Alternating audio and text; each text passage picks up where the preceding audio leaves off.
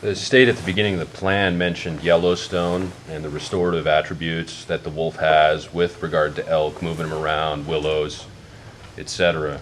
To what degree will the state be monitoring the effect that it has on other wildlife habitat, the wolf's niche? Like, what basis in biology or ecology are these elk numbers, and to what degree will the wolves actually doing what they're supposed to do to restore watersheds affect their populations, or is the state going to consider that?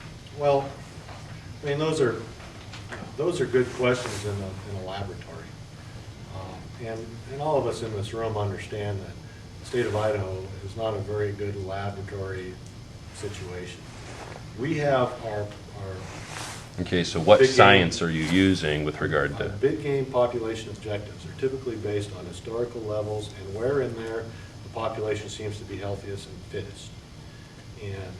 And if they're below that, if your calf-cow ratios are struggling, your elk are in poor condition, your ratios are off, et cetera, then the flags start going up. And our big game managers are very, very alert to this. We count big game every year. We can't count every unit every year. It's 3 to 5 year cycles. And it's very, very important for us to monitor. And we have this range that we try to keep our elk populations in. Some areas, our elk populations are too high. We allow high cow harvests in those areas. Some populations, like right now in the Selway zone, our populations have been declining fairly dramatically over time. And so we're further restricting the number of what we don't allow any cow harvest, and we're restricting the bull harvest, because that's all basically we can do is manage hunters in some of these environments.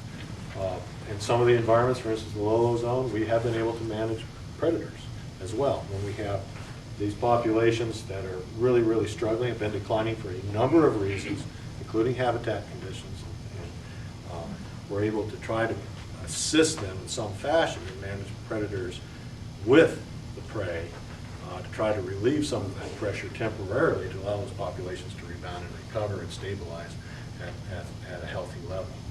So that's all we're doing statewide, is trying to manage these big game populations in balance, in some sort of balance. We often chase that because our 3 to 5 year surveys may be behind. You might have one hammer of a winter that catches us in the middle of a survey and we can't catch up for a few years. But we try the best we can given limited resources. You have